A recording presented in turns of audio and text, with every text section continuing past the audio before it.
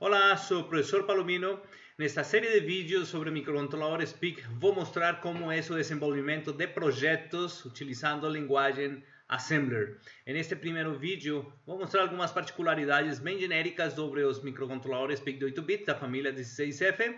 E na sequência, os seguintes vídeos vou mostrar já um processo detalhado com um primeiro laboratório, uma primeira prática sobre piscar um LED. E este é o microcontrolador, uma imagem obtida dos 40 pinos, obtida no manual. Sempre será importante ter o manual perto, né? Será o nosso documento de consulta na hora de desenvolver os programas para estes microcontroladores. Então, nós vamos utilizar o pino 1, que no caso é o pino de Master Clear, a polarização que vem por acá, BDD e BCS, os dois pinos do oscilador, que é 13 e 14.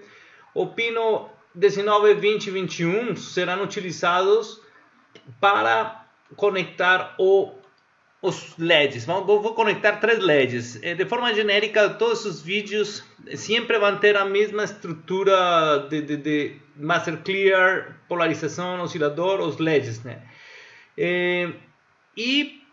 Servirão esses pinos, esses 3 bits, para sinalizar eventualmente pontos dentro do código. A gente saberá assim que ele está funcionando bem, está rodando conforme esperamos. E estará também aqui o pino de BDD e BCS obrigatoriamente polarizados. Esses são os pinos que vamos utilizar na primeira prática que já resume aqui o esquemático. Se você quer paralisar a imagem, faz um print screen e já parte a montar, a colocar os componentes no protoboard. Então observem que tem um Master Clear. Esse Master Clear está com um pulsador normalmente aberto, que quando está nesse estado aberto e é energizado o circuito, aqui nesse ponto teremos 5 volts. Os 5 volts que são os 5 volts do capacitor. Ele se carrega a partir da resistência R13, ou seja, 10K, se carrega ao valor da fonte, 5 volts. Quando é acionado o push button, a corrente será descarregada do capacitor pelo pulsador. Este diodo D1, o 1N40007, ele funciona para o momento em que há desenergizado, quando você desenergiza o circuito e o capacitor encontra-se com carga, ele se descarrega pelo diodo direto à fonte, rapidamente, né? E temos uma resistência de 100 ohms, que também, frente à estática, permite aliviar algumas sobretensões pelo Master Clear. Teremos um capacitor de 100 nanos entre VDD e terra, que podem deixar bem perto dos pinos de polarização. Este capacitor serve para filtrar o ruído de alta frequência da fonte, igual este outro capacitor, que no esquemático está longe, mas fisicamente ele tem que estar muito perto desses dois pinos, igual que os dois capacitores do cristal. Observem que os dois pinos do oscilador, estes dois, estão conectando em paralelo ao cristal de 8 megas, e os capacitores de 22 picos estão aterrados. Esses capacitores são escolhidos conforme o manual do cristal. Perto de 20 MHz, ou cristal de 20 MHz, que é o máximo cristal que poderá colocar neste PIC, vão encontrar que os dois capacitores são de 20 picofaradios, né? Acople de impedâncias para que ele consiga oscilar é um assunto que está no manual, não há muito que desenhar aí, é um dado técnico.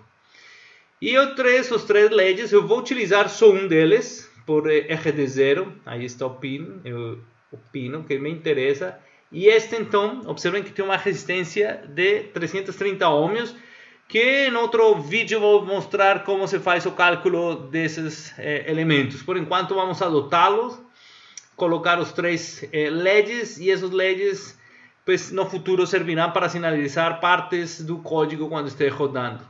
E aqui terminaremos os pinos a serem colocados com cabos de conexão ABDD.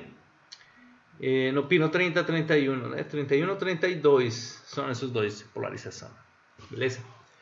Então, vendo isso, já o seguinte é ver rapidamente alguma coisa. Tem um conhecimento mínimo para poder. Agora vamos ver um pouco a memória. O mapa de memória é um ponto de partida necessário, né? O programa que vamos desenvolver precisa rodar em uma memória de programa, e essa memória de programa é justamente a memória flash, né?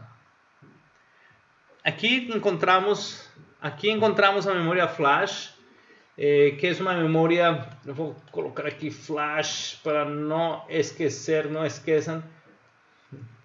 E aqui encontramos a memória flash. Essa memória flash é de 8K para este microcontrolador. E 8K, no manual aparece 8K vezes 14, né? Que é, vou colocá-lo aqui. E aqui encontramos o microcontrolador.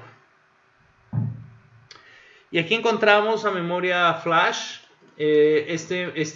memória de programa. Esta memória de programa permite. E aqui encontramos. E aqui está a memória flash que armazena o programa que será executado, né? Program Memory. Esse Program Memory não é outra coisa que a memória flash. Para esta memória devemos identificar que ela é de 8K.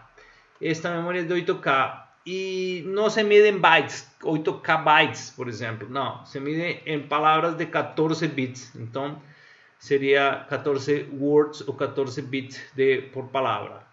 Quer dizer que cada um destes registros permite armazenar 14 bits.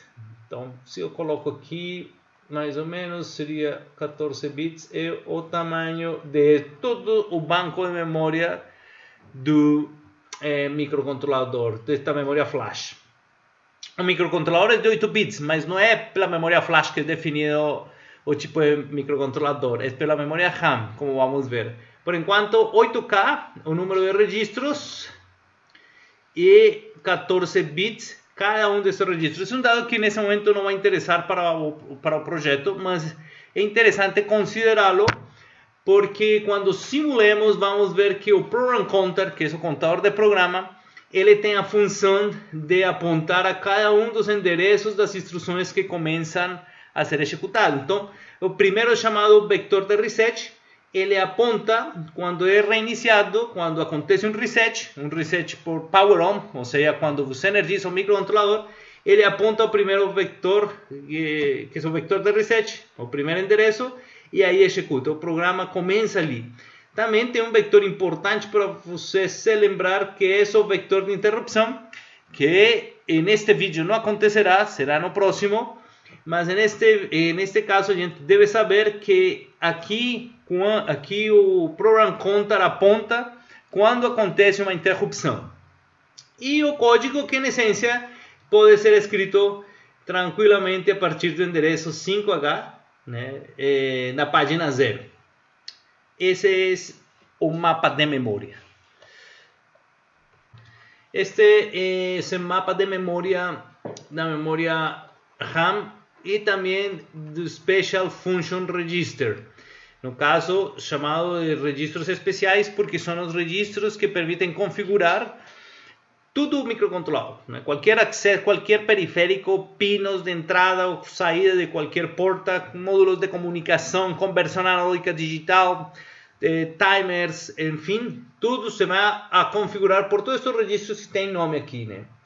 E os que estão em branco, vou trazer aqui, como esse aqui em azul, são registros de propósito especial. Vou mostrar aqui, este aqui, esta parte aqui também. Todos são registros de propósito geral. que são registros da memória RAM, ou seja, onde você poderá guardar informação. Observem que o primeiro endereço que aparece na memória é de 20 GB. Vou fazer aqui, 20 GB, está aí, né? Quer dizer que quando coloque uma variável de certo, vou pensar nesse endereço 20. A partir desse endereço 20, vou colocar as variáveis, né? 20, 21, 22. Lembrando que cada um desses registros é de 8 bits. Por isso, o microcontrolador é chamado de microcontrolador de 8 bits, porque cada registro é de 8 bits. E esse é o dado que determina o tipo de processador. Então, tem um processador de 8 bits, o microcontrolador é de 8 bits. Registros importantes a lembrar no futuro próximo, né? Nos próximos slides, durante os próximos minutos de desenvolvimento, nós vamos ter aqui o Status Register, que permite trocar de banco. Observem que tem banco 0, o nome dos bancos está aqui, né? Banco 0, banco 1, banco 2 e banco 3. Por padrão, ele está apontando ao banco 0, mas alterando alguns bits aqui, consigo pular para o status do banco 1, ou para o banco 2, ou para o banco 3, né? Quando falo do status de cada um dos bancos, é porque ali, se eu pretendo ir para trás, ou seja, para o banco 0, está no próprio status a forma de você alterar os bits e indicar que vai para o banco 0. Sempre teremos que considerar esse dado na hora de acessar nossas variáveis, que vocês podem escolher em qualquer um destes 4 bancos o segmento da memória RAM para armazenar as variáveis. Então, você tem que ter claro isso na hora de acessar a memória, ou os registros especiais, né? Então, por exemplo, se eu vou tentar alterar o Option Register, que é também de meu interesse para esta atividade, eu vou ter que pensar em ir ao banco 1 e alterá-lo. Somente nesse banco 1 se encontra o Option Register. Então, será acessado no banco 1.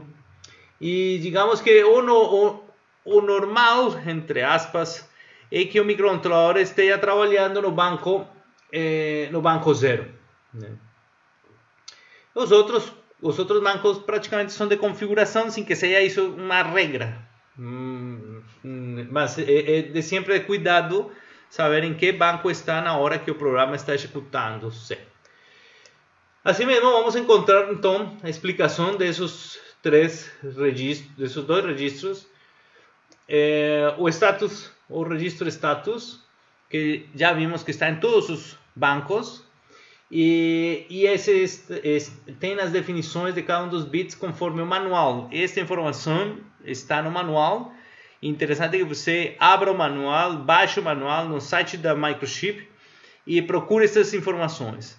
Aí você coloca uma marquinha lá para rápido acesso ao registro status e option, que sempre serão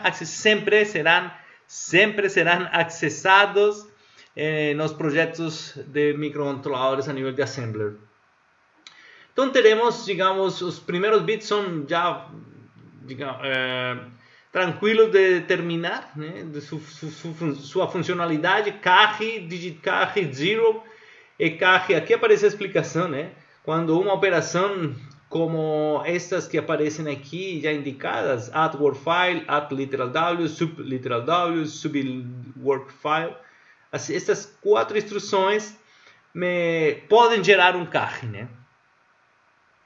O digit carry, pues isso também é gerado com algumas instruções que aparecem aí.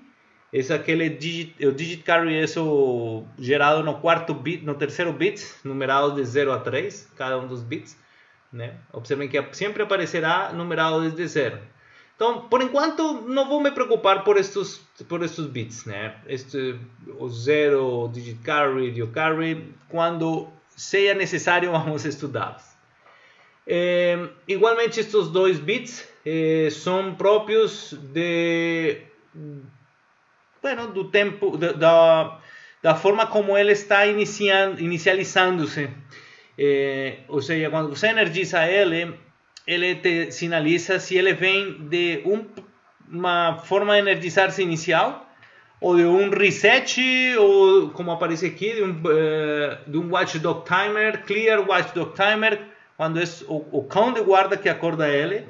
O cão de guarda não é mais que uma forma de proteger o funcionamento do microcontrolador e fazer que ele se resete quando o software não está rodando como deveria. Isso também será estudado depois. Igualmente as instruções sleep, que podem gerar um clear, um reset durante o sleep, enfim. Não me interessam neste primeiro momento, somente comentadas, e sim me interessa praticamente somente o bit 6 e 5. O 7 também será motivo de estudo quando seja trabalhado uma forma de endereçamento indireto, que não é o caso. Então, bit 6 e 5, observem que tem estes dois bits que estão aqui, estou marcando estes dois bits. Quando altero eles, estou alterando o banco. Banco 0, banco 1, banco 2, banco 3. Então, se eu me preocupo por colocar aqui nestes dois bits 0, 0, eu estou no banco 0. Né? Se eu coloco aqui em RP1 1, estarei no banco 1, como indica aqui. Né? Estarei no banco 1. Então, estes dois bits permitem definir qual é o banco que estou acessando. Se você não trocar de banco, o que ele faz é o seguinte, vamos supor que aqui eu fiz um zoom, né? Poderoso zoom. Vamos supor que você pretenda o acesso a 3D. Né? Você pensa que está acessando 3D e não trocou de banco. Ele estará realmente aqui digamos, no espelho dele, no banco 1, no espelho dele do banco 1 estará no 08. Né? Então, você realmente, pensando que está configurando o byte de 3D, estará configurando o port D. Então, por isso, trocar de banco é sempre importante. Isso é uma coisa que é de praxe. Né? Quando está programando microcontroladores, você vai a sempre se preocupar com esse detalhe de mudar de banco. Não todas as arquiteturas em Assembler trabalham assim dos fabricantes. Né? Outros têm outras estratégias. Para PIC, o banco, mudança de banco é importante. O registro option, que aparece também aqui na tela, este registro option tem a possibilidade de configurar, desabilitar as resistências de pull-up. As resistências de pull-up são aquelas que internamente o microcontrolador tem na port B. Né? O port B, vamos aqui, vamos aqui, o port D. Então, o port D, que são estes... então, o port D, que são estes 8 bits que estão aqui. Ficou feio aqui, né? Estes 8 bits. Então, o port D que está aqui, né? Observem que está aqui o port D. Ele permite internamente configurar uma resistência de pull-up. Se eu desenho essa resistência, ela estaria, vamos fazer a resistência de RB4 internamente. Eu consigo configurar uma resistência que está conectada em VDD, ou 5 volts, né? Internamente. Então é interessante porque você pode ter esse pino de referência a VDD ativando essa resistência. Como não é nosso propósito e elas podem ser até geradoras de ruído, são desativas, né? Então, este deve ser o valor que pretendemos deixar aí, né? O valor 1. Vamos colocá-lo aqui. Este valor 1. Então, aqui, este RBP1 será 1. Observem que os registros, no geral, sempre têm um valor, uma condição inicial, né? O manual indica aqui que é 1, 1, 1, 1, 1, 1, 1, 1. Ou seja, que quando acontece um power-up, ele está tudo em 1. Este RW é o read-write. Quer dizer que es de lectura y escritura. O registro é tanto para ler como para escrever. Diferente do status. Porque o status tem aqui dois que são diferentes. Ó. Observem que tem um read e read. Quer dizer que esses dois bits somente leitura. Se você escreve ali, nada acontece. Vai a ler, se você escreve 00 e vai ler, vai aparecer 11 na primeira vez que energiza o microcontrolador. Lembrem que eles podem mudar e somente permitem, serão informações do estado do microcontrolador, né?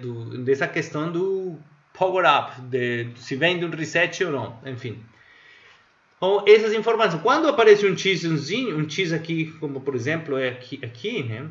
Esse X indica que tanto faz o valor, não importa, pode ser 1, a próxima vez um 0, não é definido, né? Aqui no Option Register, no registro Option, pelo contrário, todos estão em 1, né? O primeiro valor que a gente coloca é um 1. E eu vou colocar por exemplo, aqui um 10000000. Se eu coloco isto aqui, e no Option, esse valor 1000, todo demais em 0, o que estou fazendo? Por exemplo, aqui estou indicando que há 3 bits do bit 0 ao 2, né? Do bit 0 ao 2, tem 3 bits que indicariam com este 0000 que está num prescaler, né? Que está um prescaler. Prescaler, e há dois tipos de prescaler, porque o bit 3 indica para quem que está assignando esse prescaler. É um watchdog timer que está com uma opção 1. Eu coloquei um 0, né? Este prescaler assignment.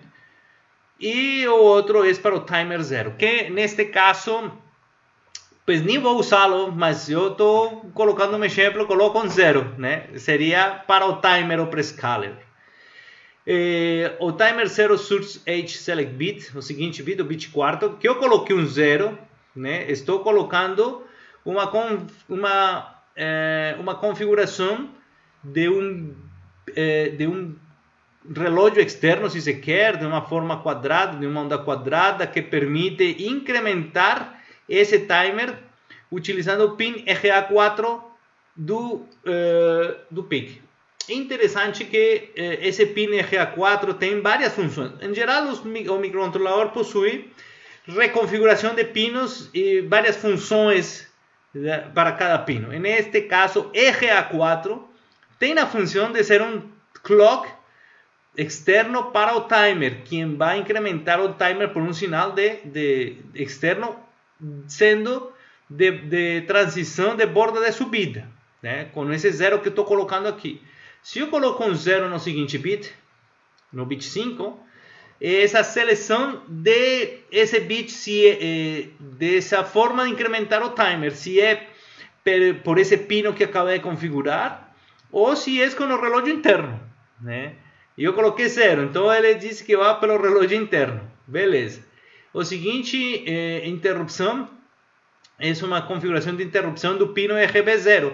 O único pino que tem interrupção externa é esse RB0. Então aqui é onde você configura se é com borda de subida ou borda de descida essa interrupção. Como eu coloquei 0 nesse bit, então ele, segundo isso, ele iria se interromper caso estivesse configurada a interrupção, que é outra coisa, claro. Mas se estivesse configurada a interrupção, seria por borda de descida, falling edge, né? Por esse pin RB0. E o último é as resistências de pull-up, que se eu coloco um 1, estou desabilitando. Então, normalmente no código a gente colocaria alguma coisa assim como option.